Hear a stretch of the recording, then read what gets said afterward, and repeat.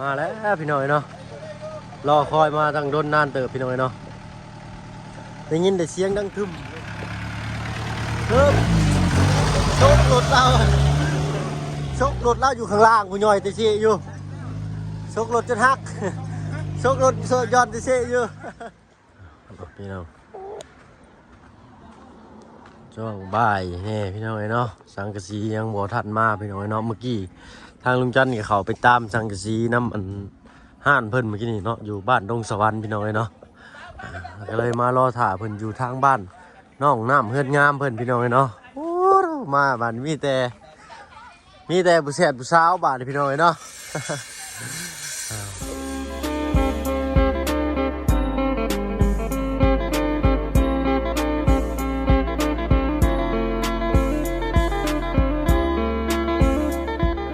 กับทักทายสบายดีพ่อแม่พี่น้องเบิดสุขสุขคนเนาะมื้อนี้กับพบพ่อกับสองบ่าวเพิ่งเคยละอีกคือเก่าพี่น้องเนาะ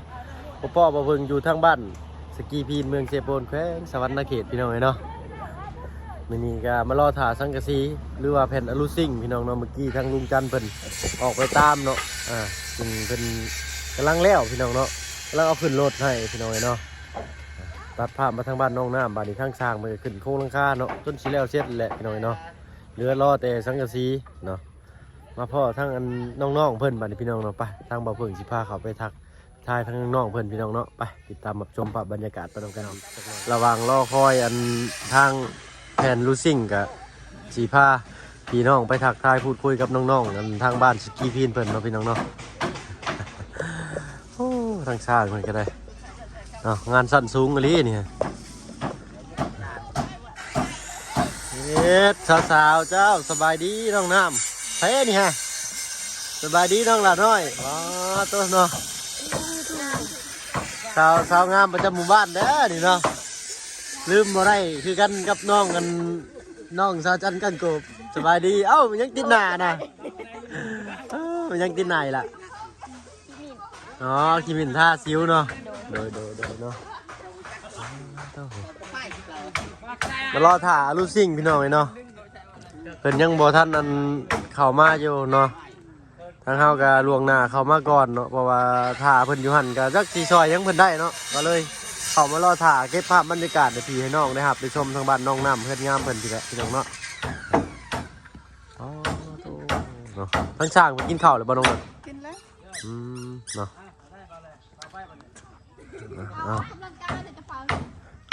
เอ้าไว้ได้ช่างเอ้ยมีแต่ผู้สาวยืนให้กำลังใจนี่ฮะอ๋อเหมือนจีเคิร์นเลยโดดลงมาบ่ได้ได้ซอยประทันเลยเนาะเอาเนื้อหูหมดพี่น้องเลยเนาะอันยังก็หุ่นวายจังน้องน้ำแล้วว่าอะไรก็เฮ็ดเฮือนโดยไปเบิ่งผู้สาว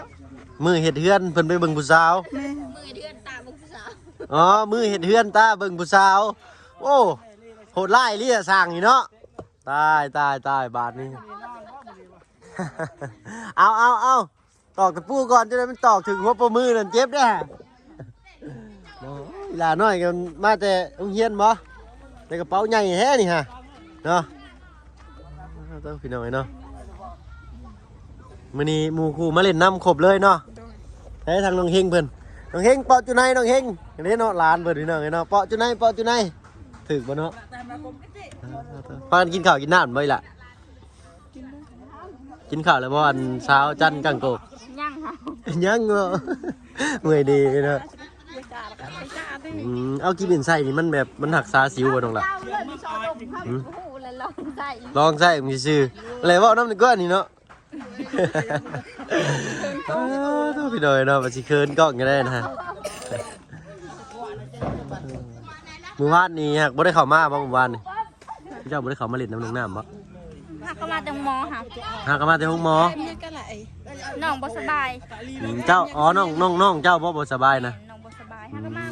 หากมาลิ้นน้ำโดยเนาะน้องหลาน้อยก็คือว่ามีเสื้อผ้าอีกเมื่อวานนี่เนาะเราใส่ทองเสริมใหญ่พี่น้องเลยเนาะทองหนึ่งอ้ายเลยพี่น้องเลยเนาะมาว่าหยอกสีล่ะมาอันให้ถามในจักบาททางบ่เสียงเพิ่นเข้าไปเพิ่นเสื้อผ้าอย่างนี้ล่ะ เฮ้ยเบาขอโทษพี่น้องเลยเนาะเบาลี่เนาะแม่นบ่เบาลี่บ่อ๋อเพิ่นเข้าไปเนาะเพิ่นไปสุพรรณยังฮะอ๋อน้ำหนึ่งก็นี่เนาะเงินเท่าไรฮะบ่โตพี่น้องเนาะ4 ล้านพูโอ้ดีอกดีใจน้องๆเหมือนพี่น้องเนาะทางกันเลยเนาะ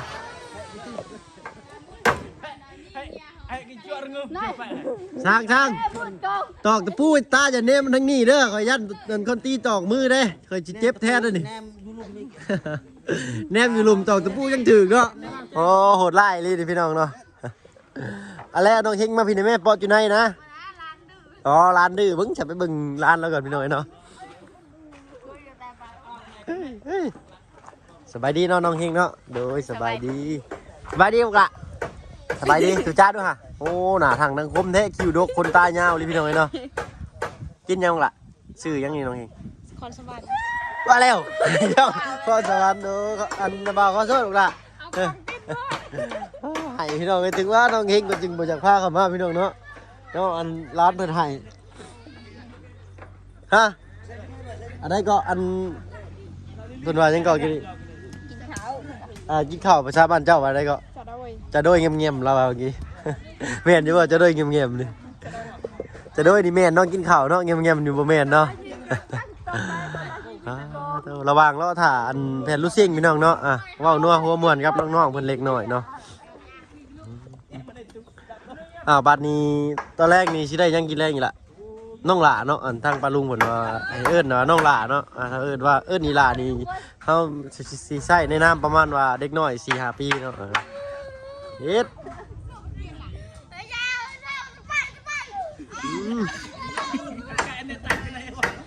ยังดีบาดนี่เนาะ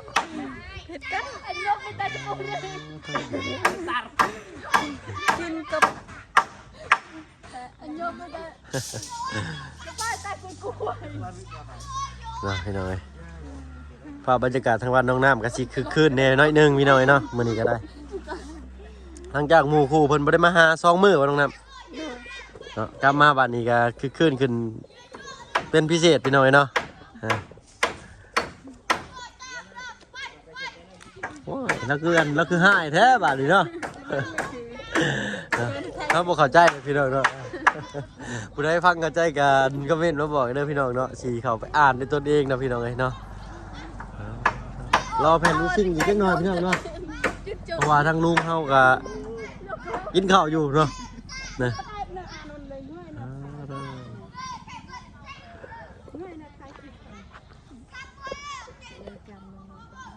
ลูกได้อารมณ์จะลูกแป๊ดสั่งง่ายนะไทยทั้งบ่มาอยู่บ่อันแผ่นลูกซิ่งเด้อใครเนี่ยแต่บ่แดดพี่น้องเอ้ยเนาะเบิ่งคือบ่ค่ำนี่ได้แต่ว่าเบิ่งเวลานี่ก็นี่ก็บ่ายแก่ๆเลยเนาะเข้าไปตามรอบหนึ่งแล้วพี่น้องเอ้ยเนาะแต่ไปตามเพิ่นก็หากะแบบแผนเพิ่นบ่ได้เฮ็ดไว้นะแบบเฮาไปสั่งเฮาจักได้จักแมตเลยก็ขนาดเท่าใดก็ให้สั่งเพิ่นเนี่ยเพิ่นก็วัดแทกให้แล้วเพิ่นก็เหยียบให้พี่น้องเนาะเพราะว่าเป็นแผ่นเรียบๆเลยก็มาเหยียบแบบสดๆเลยนะเนาะก็เลยซ่าเนี่ยเนาะไปกินข้าวไปจะด้วยเงียบๆมาไปเฮาไปจะด้วยเงียบๆเลยเราได้น้องจันกินข้าวไปบ่เดี๋ยวดิฮะกินข้าวโอ้ยกินข้าวนึกว่าทางนะฮะผู้ใดมาแล้วบัดนี้ทางนาพุ่นรถเบาเตียงทองนี่นี่พี่น้องเนาะทางเบาเตียงทองเพิ่นก็หาก็เดินทางขึ้นมามื้อนี้บ่หรือมื้อคืนนี่เนาะพี่น้องเนาะน้องน้ำมันทางเบาเตียงเพิ่นเข้ามาจักเทื่อเลยเนาะทางบ้านน้องน้ำเลย2 เทื่อแล้วอ๋อ2 เทื่อน่ะจะเป็น3ตัวนี้เนาะโดยไปทางเฮาก็ขอตัวอนุญาตไปกินข้าวกันเนาะพี่น้องเนาะเดี๋ยวจังหน่อยสิมาเก็บภาพบรรยากาศให้พี่ให้น้องนะครับได้ชมอีกจังหน่อยพี่น้องเนาะเอาถือว่าแบบรอแพทย์นะลูซิ่งเลยกะน้องพี่น้องเนาะไปติดตามรับชมกันอีกจังหน่อยพี่น้องเนาะน้องทีมงานน้องก็มาเพิ่มอีกเนาะก็คือทางเบาเตียงทองเพิ่นพี่น้องเนาะไปขอตัวอนุญาตกินข้าวกันพี่น้องเนาะพี่น้องเนาะรอคอยมาตั้งโดนนานเติบพี่น้องเนาะได้ยินแต่เสียงดังทึมลมกินนี่ชกฮักบ่หันชกฮักบ่ข้างล่างเสียงดังครับเมื่อกี้นี่นะอ๋อโดยเนาะเอาเลย วิทย์อยู่ดอกวิทย์อยู่ดอก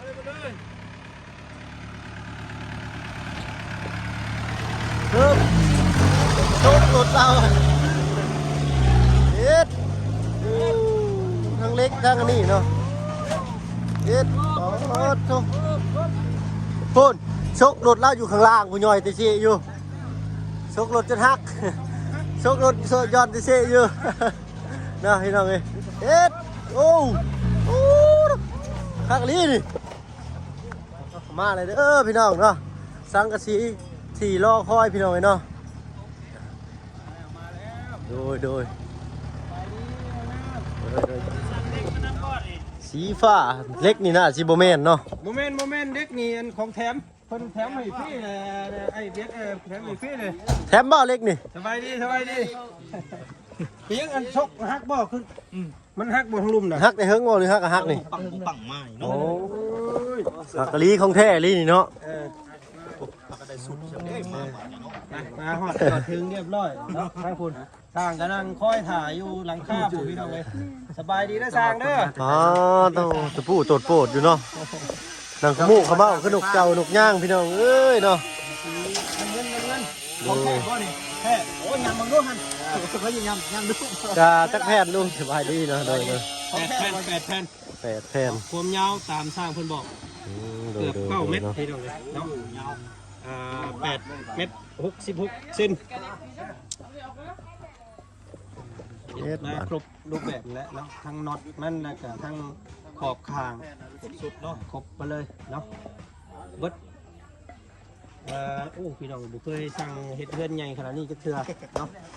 นักเติบเกือบ10ละใส่เป็นลมเลยเด้นี่เฉพาะสังกะสีพวกนี้แหละ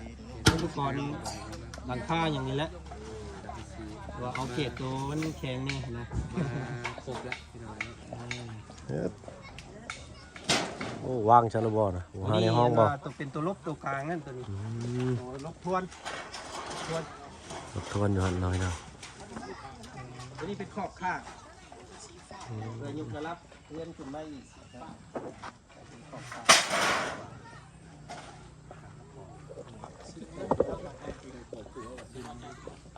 อันโมนี่นี่อย่างมาห้องป่ะเอาไม้สร้างเอาไม้มาห้องก่อนเอาไม้ตัวที่วานพูดนะพูดไม้ตัวมันซุกใช่ไหมคือพอ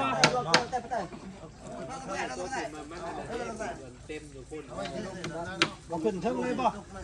โอ้ยเทิงบ่ เอาไว้ลุ่มเนาะเอาไว้ลุ่มเนาะเวลาเอาขึ้นมันจะง่าย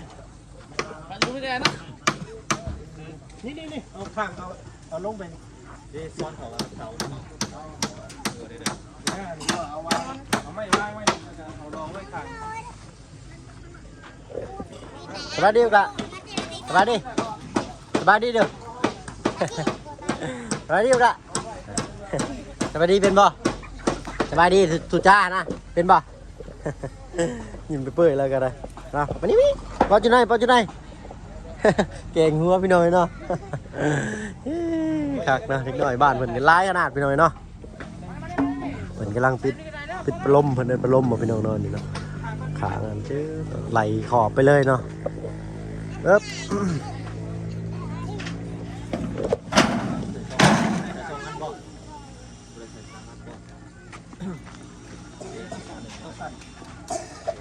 เอามันบาดมือเลยอันเอาเลย ลองเด้อน้องน้ำเด้อ คุมเท่เลยเอาบาดนี้ให้เพิ่นวางเลยหลายท่าโอ้แม่นนะ มากบอลน้องหลาซีนี่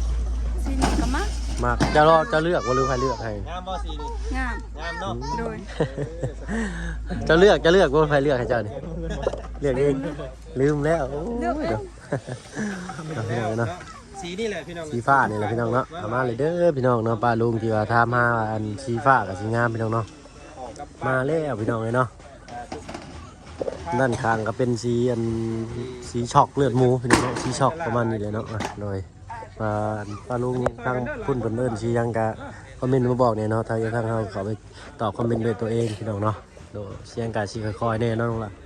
เอ้าวันนี้ฝากพี่น้องเนาะฝากให้อันทางน้องจันเป็นมือกล้องให้เราจะไปซอยเป็นคนไปกันเลย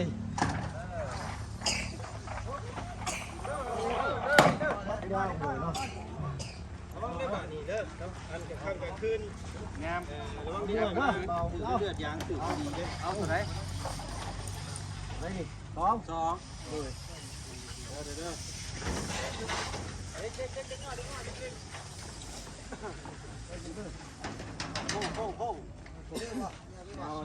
ยามกัดลีนี่ยามลมนี่โอ้มุงนี่บ่ได้เลย น้าหักลีนี่เนาะตาแปดแล้วก็เลย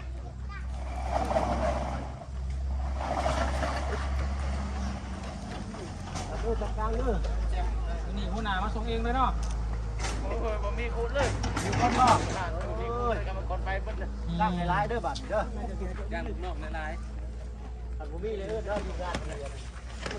ไปโอเคร้อยนักแพทย์ในนัดหรือบ่ แผ่นบุครบแล้ว นี่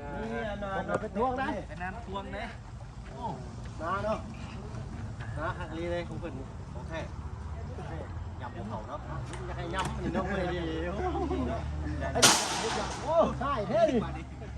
อ๋อตัวให้ดีเนี่ย ให้ลูกน้องบ่จัก อันเดิมเกี่ยวเลยใส่เบิดน้าอันลุงเลยสุกประชาหน่อยเนาะ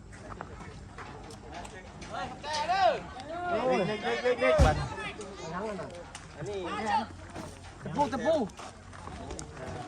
แม่นพี่น้อยเนาะนอด คงกินเอาไว้แกงหมดแล้ว แม่นอดพี่น้อยเนาะ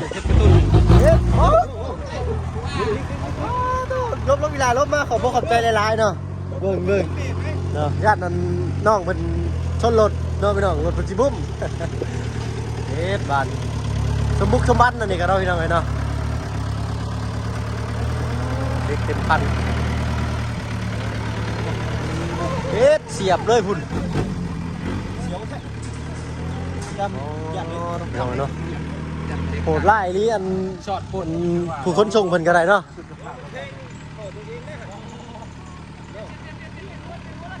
เปลี่ยนหัวบาทนี่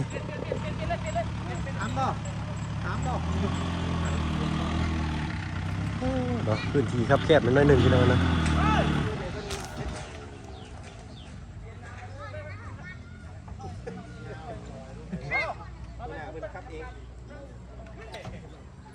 เฮ็ดบาทนี่เนาะซูเปอร์บ่ถึกใจเลยบาทนี่เฮ็ดจัดเองบาทนี่พี่น้องเนาะ หัวหน้าจัดการ หัวหน้าจัดการเบิ่งมานี่พี่น้องเนาะรถเพิ่นก็สมบุกสมบันขนาด เช็คนะวัดดิ โดยชกข้างล่างพี่น้องนะจนย่อนเลยเนาะเฮ็ดจนตะเบิ่นมันวันนี้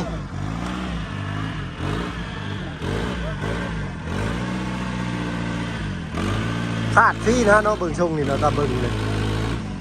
เฮ็ด ความเพลงแบบเบิดนะ เบรกก็มีแต่เบรกหน้าได้พี่น้องเอ้ย มีแต่เบรกหน้าลีอยู่ก็บ่ได้แล้วนี่อ๋อ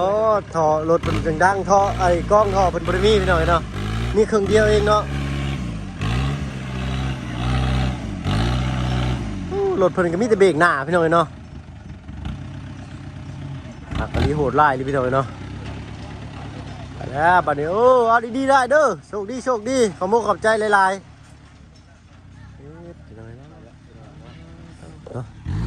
ไปเอาก็ได้พูด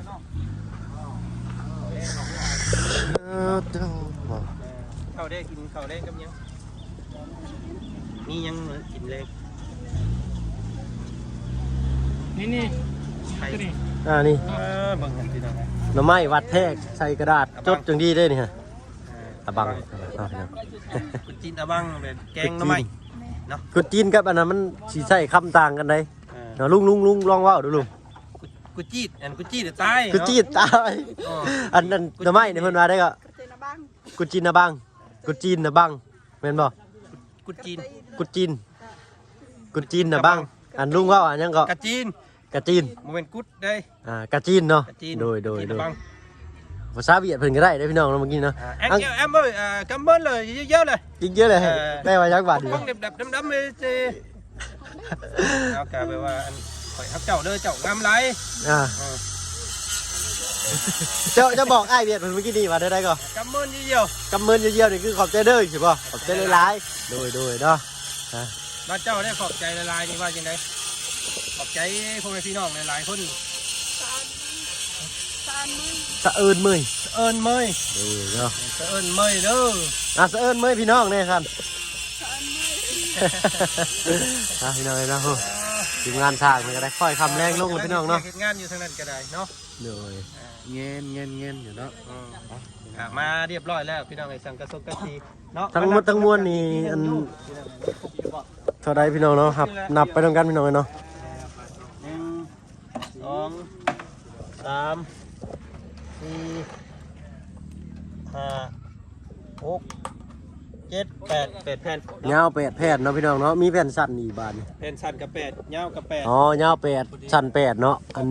ยาวนี่สิใส่ทั้งหน้าพี่น้องเลยเนาะ อียุกแล้วรับ ตัดขอบเนาะ เฮ็ดเป็นขอบแบบว่าเป็นไม้เวลา โดย หน้าถ้าเอาใหญ่กับบ่งามเนาะ โดย เอาให้มันตึงกับมัน อ๋อโชว์ไม้เสื้อลากครึ่งหนึงเนาะโดยไอ้อันเป็นคนสั่งลุงเลยเนาะผักแหน่ลี่เนี่ยจังซี่แหละเพิ่นจะเอิ้นว่าสายาอันเรื่องเกาะอัน โอ้ยใส่กระสังได้คือกัน อันยังนอ เพิ่งงามเนาะมีแต่คนอื่นไอ้เพิ่น โฟร์แมนเพิ่นเอิ้นโฟร์แมนบ่เนาะ คอมเมนต์ แมน คอมเมนต์ผู้ออกแบบ โดย กันผู้ออกกันนั่นบ่ โฟร์แมนพุ่นน่ะโฟร์แมนเนาะพี่น้องเนาะ เนาะสั่งเองลงมือเองเลยพี่น้องเนาะ เนาะพอดีอยากเว้าแล้วอันนี้อันเป็นบ่พอ โดยนี่นี่ทั้งหน้านี่เด้นี่เนาะนี่วันนี้นะทางขึ้นนี่เนาะ ข้างหน้ากับพ่อกันคือกัน เนาะเอ้าทางน้องหน้ามันวันนี้ก็บ่มีหยังหลายเนาะทางเฮาก็สิขอตัวลาไปก่อนเนาะพี่น้องเนาะลากับอันภาพน้องน้ำเพิ่นงามพี่น้องเนาะช่างกะสีก็มาเรียบร้อยแล้วเนาะสบายดีน้องหลานเนาะโดยสบายดีเนาะไปทางบ่เพิ่งสิขอตัวลาก่อนพี่น้อยเนาะวันนี้ก็ชมกับการรอคอย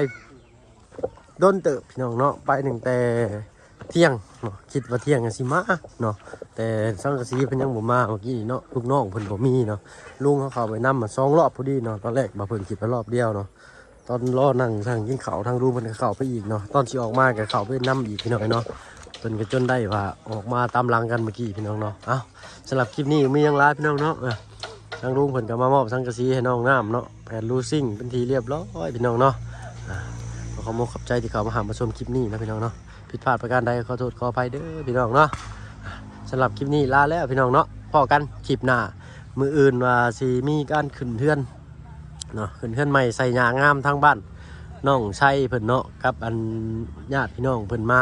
น้องไว้เนาะลูกไอ้เพิ่นกำพร้าพ่อกำพร้าแม่พี่น้องเนาะแม่เพิ่นก็เสียตั้งแต่ยังน้อยพี่น้องเนาะไปสำหรับคลิปนี้ลาแล้วพี่น้องเนาะพอกันคลิปหน้าสบายดีพี่น้องเนาะ